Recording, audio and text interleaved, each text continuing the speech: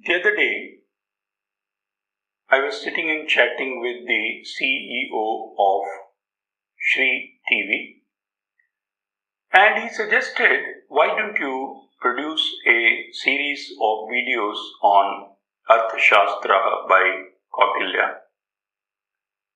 Kautilya has definitely been one of my favorites, and I thought this was an opportunity for me to work on something which is near to my heart, and I began to work on the project.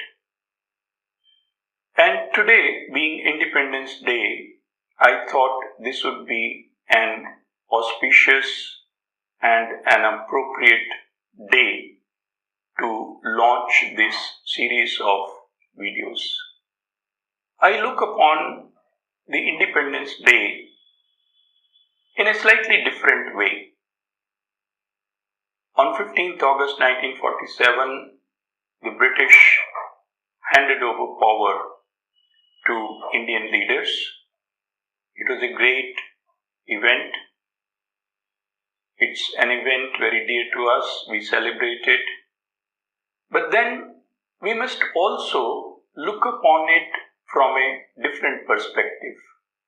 Independence on 15th August 1947 should not create a false impression as if the thousands of years old civilization had always been in subjugation,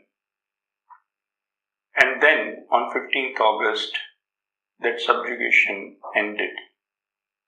The fact is that this was just a short period during which India was under political subjugation of another country, while culturally India still continued to be what it had been for thousands of years. India, even during that period, had produced people like Swami Vivekananda, Tagore, Allama Iqbal, Bade Ghulam Ali Khan, and any number of other great cultural geniuses, cultural individuals. So, one way of looking at dependence and independence would be to consider it from the point of view of cultural subjugation rather than mere political subjugation. So, if we have to attain true independence, then we must extricate ourselves from cultural dependence, cultural subjugation to others, which would be possible only if we connect back to our roots.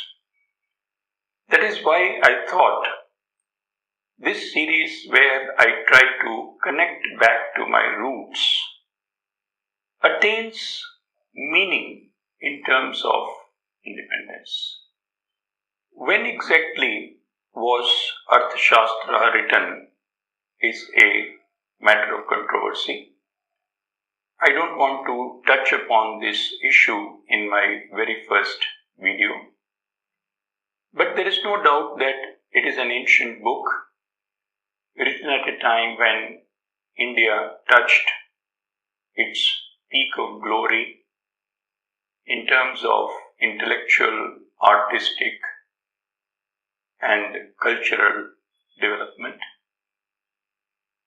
And it is a testimony to Kautilya's genius that he has covered a large number of topics and issues which relate to modern statecraft. He has covered what is a well-organized state. He tries to define an ideal king. He discusses sources of revenue, auditing, accounting, etc. He talks about civil administration and civil services. He talks about the relationship with other kings and tries to enunciate a foreign policy. He talks about spying and collection of intelligence. And he also talks about war strategy and a lot more. In fact, he has virtually covered the entire spectrum of human activity. What is important is that in spite of this book being about politics, money, economics, etc., the overarching power is that of Dharma, or the moral rule. Here I wish to read out a passage from a book. The author says, while statecraft tradition may not have originally invoked any kind of constitutional framework, theologians posited principles or powers superseding the king's worldly authority. He's talking about India, of course. The most influential of these was the idea that Dharma stood as a moral law over kings. Indian politics is often understood to have been shaped by an excess of piety among the people, which rendered spiritual authority of greater consequence than political authority. This is a very important statement. That is, the people were so pious, they have been so pious. Dharma is not just a moral code created by the sages. In our tradition, in Hinduism, in the Indian tradition, in our philosophy, according to our scriptures, Dharma is a moral code which forms the fabric of the universe. Ishavasyam sarvamidam yat kinchi jagatyam jagat. That is the philosophy. God is present everywhere. It is not that God is living somewhere and controlling the universe from there. Similarly, when the Upanishads say, Purnamadaha Purnamidam Purnat Purnamudachyate Purnasya Purnamadaya Purnameva Vishishyate. So, that is perfect. This is perfect. So, Creator and creation both are perfect. And when the creation came out of the Creator also remained perfect, creation also became perfect. So this is not a creation consisting of dead matter. It is a creation which is initialized, which is energized by moral principles, the moral law called Dharma. So, let us not look upon Dharma as a moral code created by somebody. When Newton defined gravity, he did not create gravity. He observed that there is something which is a part of this universe, the functioning of this universe. That something operates and makes things happen. So, he observed it, he noted it down as gravity and its laws. In the same way, our sages noticed that this universe is not dead, that there are certain fundamental principles which are governing this universe. Nature, for example, is Mother Nature, who provides for us, who takes care of us. So, they realized Mother Nature follows its Dharma. When we begin to violate its Dharma, then problems arise. And recently when COVID came, people withdrew, pollution came down, then the Dharma of nature again began to get restored. So Dharma is not to be seen as a book. Therefore, when somebody says, I follow Dharma, that does not mean that he is saying that I go to a temple.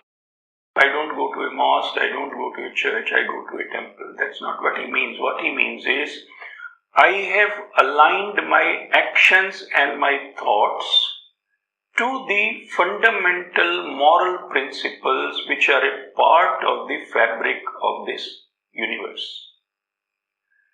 So, when this author says, he says, the people of India, Indian politics is often understood to have been shaped by an excess of piety among the people.